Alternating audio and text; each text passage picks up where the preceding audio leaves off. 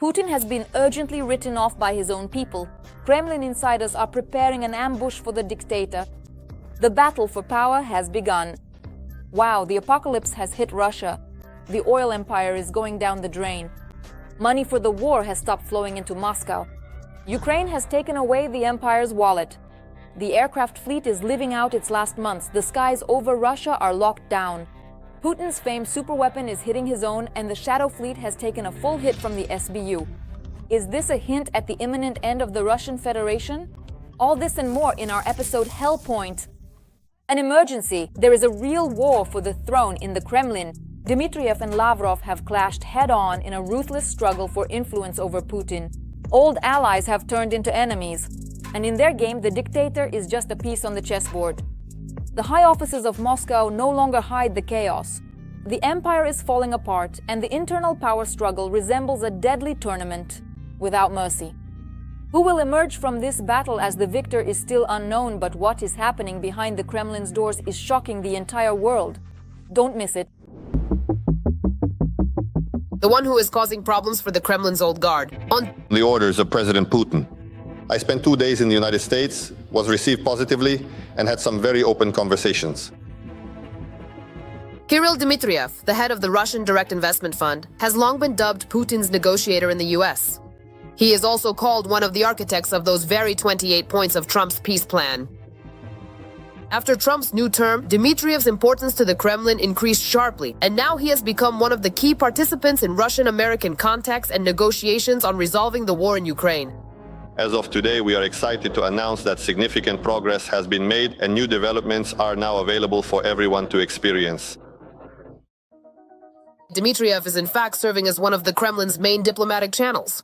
He has become a very close person to Putin. It has repeatedly come up that Dmitriev became close to the dictator thanks to family ties with the head of the Kremlin. After all, Dmitriev's wife is a close friend of Putin's daughter, Katerina Tikhonova. But it's not just about family connections. He is a person who is very close to Putin due to certain significant family ties, because we vividly remember those historical stories about women, about his daughters and their connections.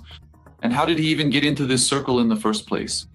On the other hand, it's important to understand that he studied abroad. He had established quite close interactions with representatives of the American economic, primarily elite circles. Good contacts with Steve Witkoff also worked in his favor. And now it would seem a person who was advantageous for the Kremlin has become a thorn in the side of the Ministry of Foreign Affairs, specifically for Sergei Lavrov. After all, recently a real battle has begun for the Russian Ministry of Foreign Affairs. Lavrov is fighting for traditional diplomacy. We are in principle polite people and try to maintain this trait of ours, our qualities. Dmitriev represents new approaches that include not only diplomatic but also business relations. The media have repeatedly reported on Putin's dissatisfaction regarding previously failed negotiations with the Americans. Lavrov was blamed for this.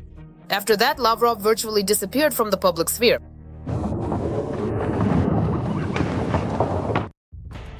But it was Dmitriev who put relations between the US and Russia on a new track. Witkoff spoke about this directly, saying that gentleman Kirill Dmitriev helped organize everything, helped, in fact, to establish some kind of interaction between our countries. Well, and one more thing. He is originally from Ukraine. That is to say, in Vladimir Putin's specific view, he represents the ideal kind of Russian who completely denies the very existence of Ukraine as a truly independent and sovereign country. And accordingly, for Putin, this is probably also an important point. Competition has increased. According to Russian media, Dmitriev decided to further advance his career. He even suggested to Putin that Lavrov should resign. The Ministry of Foreign Affairs, according to Kirill Dmitriev, is already outdated and ineffective.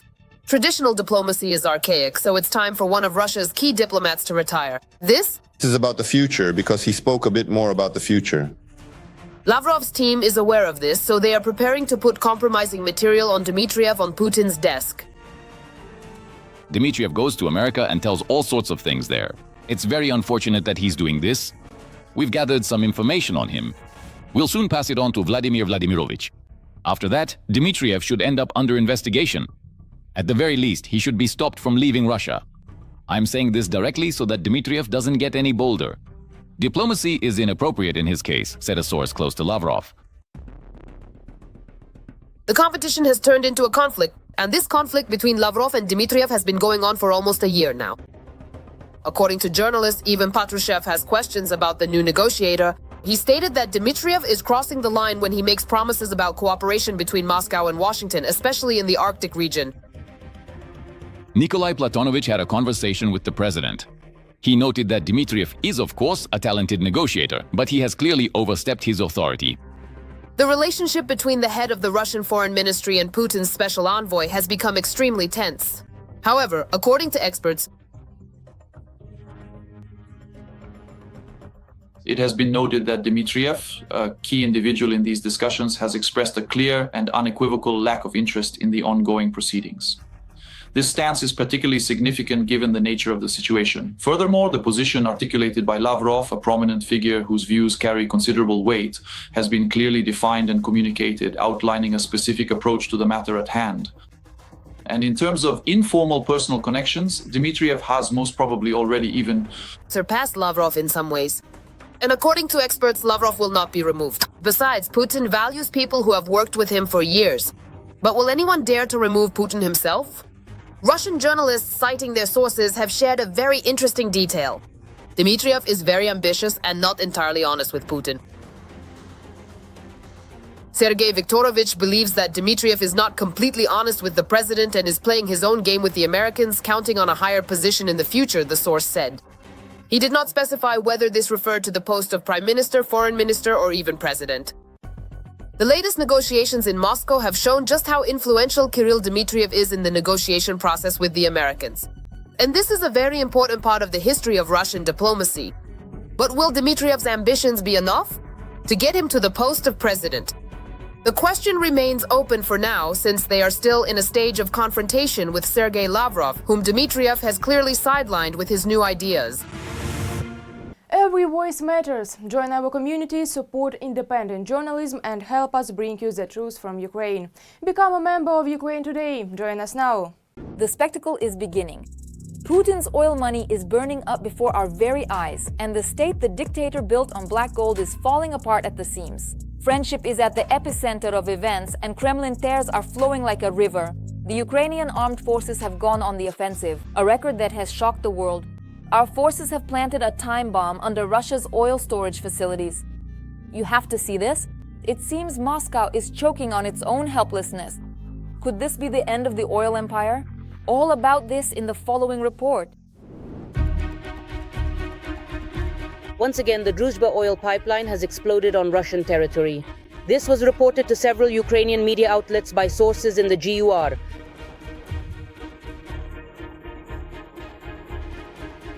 The attack on the oil pipeline was carried out near the settlement of Kazinsky-Vyselki on the Taganrog-Lipetsk section of the pipeline.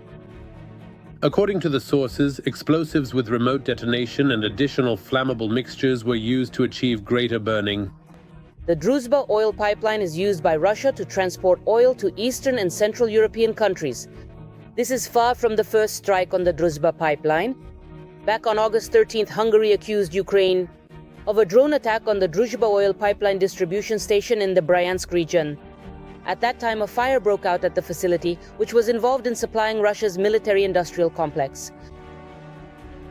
President Zelensky openly threatened Hungary. He admitted that they are targeting the Druzhba pipeline because we do not support their accession to the EU. This shows that the Hungarians made the right decision. On August 18th, Hungarian Foreign Minister Péter Szijjártó stated that Ukraine, thank you, allegedly attacked the oil pipeline again. Oil supplies to Hungary were restored only a day later. And already on August 22nd, Hungary reported a third Ukrainian attack on the Druzhba pipeline, as a result of which supplies were once again halted. Oil supplies from Russia. Strikes on the Russian oil industry are actually the most effective way to force Russia into real negotiations. Both Ukrainian special services, in particular the SBU, and unmanned systems forces are at work here, effectively striking Russian elements of the oil infrastructure, including the ET and the Druzhba pipeline at oil pumping terminals. In addition, as Bloomberg reports, Ukraine carried out a record number of strikes on Russian oil refineries in November. Over the course of the month, the armed forces of Ukraine struck Russian oil refineries at least 14 times, more than ever before. In addition, 4 attacks on oil loading infrastructure in Black Sea ports have been recorded, leading to delays in shipments from Novorossiysk. According to analysts' estimates, due to the damage to these facilities, the average daily oil refining in Russia has dropped to about 5 million barrels and could fall even further. But that's not all. Remember the recent special operation by the security service of Ukraine to blow up 2 tankers from Russia's shadow fleet. At that time, the upgraded maritime drones were successfully used against the ships. Sea babies, which are capable of covering long distances and are equipped with reinforced warheads. The vessels were empty during the attack, heading to the port of Novorossiysk for loading. Both tankers suffered critical damage after being hit by the drones, and have effectively been taken out of operation, which will undoubtedly deal a significant blow to the transportation of Russian oil. In fact, all vessels involved in Russia's shadow fleet are operating outside the law. Second point, the vessels involved in the shadow fleet of the Russian Federation directly provide the Russian budget with funds from the sale of sanctioned oil. These funds are also allocated to the war against Ukraine. Thus, every vessel in the shadow fleet involved in the war against Ukraine loses its civilian status. This can be compared to Ukrainian drone strikes on Russian oil refineries. It would seem that an oil refinery is a civilian facility, but in reality it is fully and completely engaged in the mechanisms of war. The same goes for tankers. The media report that after the United States imposed large-scale sanctions against Russian oil in October, Russian oil companies Lukoil and Rosneft, as well as their 34 subsidiaries, came under sanctions from Washington and London amid Russia's ongoing war against Ukraine. Now it's becoming increasingly difficult to find buyers for the oil, and more oil is accumulating on tankers belonging to its shadow fleet. Of course, the sanctions do play a certain role, but I wonder what exactly. Strikes on oil infrastructure are the most important element in achieving the final result. At the same time, it's important to understand that all of this is painful for Russia because the main part of Russia's income comes from oil. The more oil they sell, the more money they make. The less they sell, the less money they have. It should be understood that under sanctions, Russia is forced to sell oil at a significant discount and with substantial price reductions, which again leads to a decrease in their revenues, and they need a lot of money to continue the war. Tankers are essentially being used as floating storage facilities, which has caused their number at sea to increase sharply. According to Bloomberg, the volume of oil in tankers at sea has risen by 1/5 over the past 3 months. It is also reported that about 180 million barrels of oil have been stockpiled. The main reason is the imposition of sanctions, which complicate the sale of Russian oil and lead to longer transportation and waiting times. At the destination ports, the accumulation of oil in tankers could lead to a drop in prices and hit Russia's revenues, despite the projected growth in energy export revenues in the 2025 budget. According to Reuters, Russia's oil and gas revenues fell by 1/3 in November. According to the agency, oil and gas revenues to the Russian budget dropped by about 35% and amounted to around 520 billion rubles. This is one of the lowest figures in recent months. In fact, I think that if strikes on the Russian oil industry had started not now, but back in 2022, then perhaps the situation would be different. Everywhere, from the front lines to the Russians' willingness to make any deals. In any case, the fact that the strikes are continuing now and the Russian oil industry is being restricted, all of this will have an effect, inevitable. The question is when and how Russia will counteract this, but no one will doubt that there will be an effect. And in general, you over there in Russia shouldn't get too comfortable. The Russian oil network is the main source of income for the aggressor state and its funding. The military-industrial complex will continue to explode and burn until Russia stops trying to attack Ukraine. Putin's aviation disaster is approaching, the planes are visibly aging, and Russia isn't even counting on getting new ones. The air fleet has never been like this before. Russians are sounding the alarm. Now travel is a luxury. Sanctions have squeezed the country, and the echoes of this painful blow have finally become known to the whole world.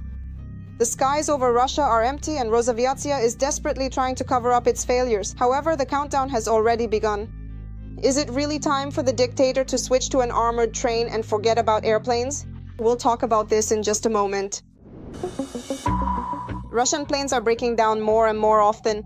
Malfunctions usually occur while still in the air, which can lead to a huge tragedy. This concerns both the stolen foreign aircraft, which the Russians can't repair due to sanctions, and their domestic pride. An Aeroflot plane operating the Irkutsk-Moscow flight was forced to make an emergency landing at the Perm airport Bolshoye Savino, according to the airline's press service. This concerns flight Su-1563, which had 158 passengers on board. As the carrier clarified, the captain made the decision for an unscheduled landing due to an indication of increased fuel consumption, which could have indicated a possible leak. And now, another blow. The company Airbus has urgently recalled 6,000 A320 aircraft. And all this is to roll back a failed software update. There are also stolen planes of this model in Russia, so no one is calling them in for repairs. But Rosaviatsia boasted that they don't need it anyway because they already have old software. It hasn't been updated since 2022. So roughly speaking, we have Windows 7 while the problems occurred for Windows 10 users. There's really nothing to brag about here. If a company can fix a software glitch in a couple of hours, nothing will help the Russian stolen aircraft anymore. Unless the sanctions are lifted? Why not happen? It's actually quite a profoundly serious situation, and there are significant and critical issues with essential resources, for example, stringent cycle limits and crucial cabin pressurization systems. If those operational cycles are exceeded, that's absolutely it. The entire aircraft is rendered completely unusable and effectively done, posing immense safety risks. Either we write it off or we send it to Airbus, over there in Toulouse, and that's where everything gets sorted out. These are big actions and no one will do it. Therefore, slowly, like the entire Russian economy, the air fleet is slowly withering away. It is difficult to say exactly how much the Russian civilian fleet has left. But it's not about over the course of numerous and extensive decades, encompassing a vast stretch of time that has witnessed countless transformations and developments, profound changes have unfolded, shaping the very fabric of existence and influencing generations upon generations with their enduring impact and historical significance. The plane is up to 30 years old. I think in about 5 to 7 years they will be in this area if nothing changes. The Russians assure us that by this time, import substitution will be fully operational and foreign ships will simply not be needed. To be fair, Russia does have domestic aircraft. The Sukhoi Superjet, which constantly breaks down and is assembled almost entirely from foreign components, and also the MC-21. The latter is considered the key project of Russian civil aviation. And just a few days ago, they boasted that the MC-21 had begun flight certification tests.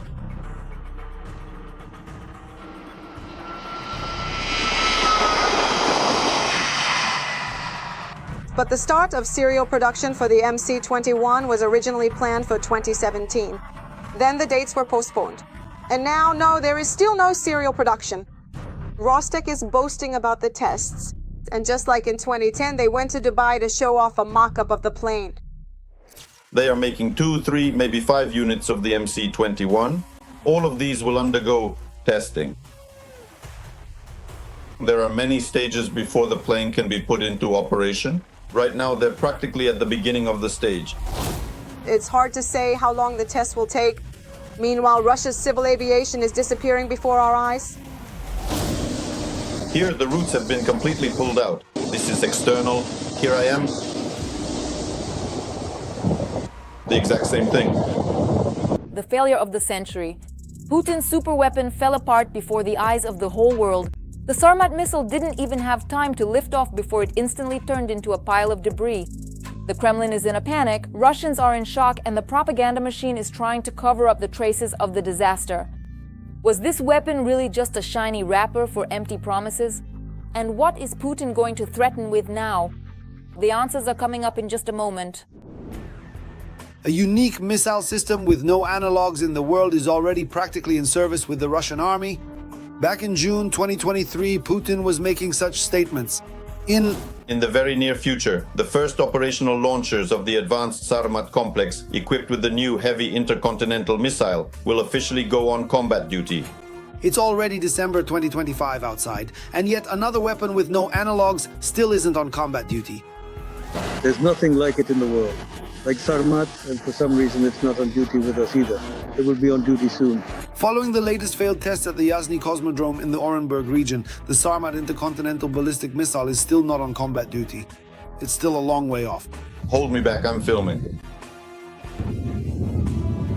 This is already the second failed attempt to test the Sarmat missile. The first one happened in 2024. The missile exploded in the silo during a failed launch at the Plesets Cosmodrome in the Arkhangelsk region. This time the failed launch, which happened on the last weekend of November, was recorded on video by locals. After the explosion, a huge cloud of toxic orange-purple color rose into the air. The Russian authorities did not provide an official comment, and local media wrote that there would be no evacuation from Yasny, claiming that the cloud of smoke does not pose a threat to people and that everything is fine. The color of the cloud after the explosion is characteristic of something highly toxic. Such a color is characteristic only of rockets that use rather toxic fuel, namely a pair of nitrogen tetroxide and unsymmetrical dimethylhydrazine, which are better known as amyl and heptyl. It is precisely amyl and heptyl that are used as fuel in a whole range of Soviet and now Russian rockets. A cosmodrome obviously is primarily a rocket launch base. One of 11 places in Russia from which rockets with nuclear warheads can be launched. And with high probability, these were yet another series of unsuccessful tests of an intercontinental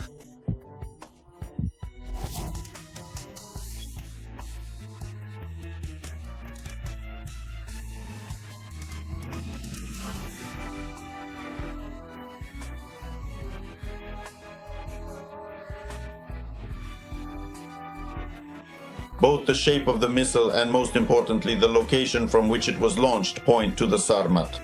This place is the very one where the Sarmats are based in silos. If the information about the launch is confirmed 100%, then this was the third or fourth launch of the Sarmat, of which only one was successful, and even that only partially. Well, after all, the launches were carried out at the end of the year so that Putin could threaten with another wonder weapon during his annual address to the Federal Assembly. But as we can see, things did not go according to plan. It was just another childish morning performance like in kindergarten. Everything is scripted, who says what? But there was no reason for it because the missile exploded. Andrei Ryzhenko, Deputy Chief of Staff of the Ukrainian Navy from 2004 to 2020. 80% of the tests, actually only the very first ones were successful, and after that none were. No one can seriously consider this missile a finished product. However, there is no doubt that work on it is ongoing. With the failed launch of the Sarmat nuclear missile over the weekend at the Baikonur Cosmodrome during the launch of Soyuz Atlanta. As a result, after a flight inspection, it was determined that the rocket engine's gas jet tore off part of Launch Complex number 6 of Space Rocket Complex number 31 in the first stage, specifically one of the service cabins. The cosmonauts were not injured, but the launch complex requires repairs. After the transfer of the Gagarin launch pad number 1 to the Kazakhstan Museum of Cosmonautics, pad number 31 remains the only one from which manned launches can be carried out. There are no replacement or backup pads for manned flights. There are no more for Soyuz, only cargo ones remain. Now the only Roscosmos launch pad from which manned launches could be carried out has been left without a functioning service cabin. Russia is failing its rocket and space programs, both military and research, one after another. And such failures cast serious doubt that Russia is both a nuclear and a space power. The unexpected happened. The SBU destroyed Russia's shadow fleet. The little one showed its strength. Putin's critically important vessels silently go to the bottom. The artery that fed Russia has been cut, the moment everyone was waiting for. The dictator is losing money and the country's last chance at existence. Turkey is getting nervous. Ukraine's revenge stings the Kremlin right off its own coast. What will happen next? Is a decisive blow just around the corner? We'll talk about this in just a moment. It seems that in the Black Sea, it is finally no longer safe for Russian ships. Another tanker from the so-called Shadow Fleet has come under attack 80 miles off the coast of Turkey. The Mid-Volga II was on a voyage from Russia to Georgia. There were 13 crew members on board. According to Ankara, no one was injured. According to Turkey's Ministry of Transport, although damaged, the Mid-Volga II is still underway, currently heading towards Sinop and does not require assistance. The tanker Mid-Volga II reported that it was attacked 80 miles off our coast while en route from Russia to Georgia carrying a cargo of sunflower oil. The Ministry of Transport and Infrastructure of Turkey. Built in 2014, the 140-meter Mid-Volga II sails under the Russian flag and is owned by the Middle Volga Shipping Company. Its Russia-Georgia route is a typical route for transporting agricultural products and petroleum products. Therefore, such a vessel automatically falls under increased scrutiny both from Ukraine and from international bodies that monitor possible schemes to circumvent oil sanctions. This attack became another link in the explosive series targeting the Russian shadow fleet. Recently, on the other side of the Atlantic near Dakar in Senegal, the oil tanker Mersin carrying a cargo of diesel fuel was hit by 4 external explosions. It is known that in August of this year, the vessel visited the Russian port of Tamanin and previously had repeatedly called at the port of Novorossiysk. Earlier, 2 more Russian substation tankers, Kieru and Virat, were struck in the Black Sea by maritime drones as part of a joint operation by the Security Service and the Naval Forces of Ukraine. The Security Service of Ukraine continues active measures to cut off Russia's financial ability to wage war against Ukraine. The Sea Baby maritime drones disabled vessels that could transport nearly 70 million worth of oil and help the Kremlin circumvent international sanctions, sources in the Security Service of Ukraine noted. These vessels are also part of the so-called shadow fleet of the aggressor state, which was used to bypass international sanctions. According to Ukrainian sources, both tankers suffered critical damage and have effectively been put out of operation. This is the Mossad's tactic. Some were sunk and the others will think twice, maybe even 150 times before acting. Yes, that's exactly how it should be. I assure you, until the same thing happens in the Baltic Sea, no one in Europe is going to lift a finger. I think it would be very appropriate to do this, for example, near the territorial waters of Poland and the Baltic states. These people definitely won't notice anything. They'll just close their eyes and say, "Did someone swim there? No, we don't see anything. We don't know anything." And so on. Yes, that's exactly how it should be. Ideally, we should be sinking them everywhere if we have the technical capability, both in Vladivostok and here, all along the line, so that they understand there needs to be pressure. Because without sinking these ships, nothing will happen. Everyone will understand that things are serious. And that's exactly how we need to work. That's how we need to work, so that they remember forever that you can't mess with Ukraine. The attacks, which took place just a few dozen nautical miles from the Turkish coast, provoked a sharp reaction from Ankara.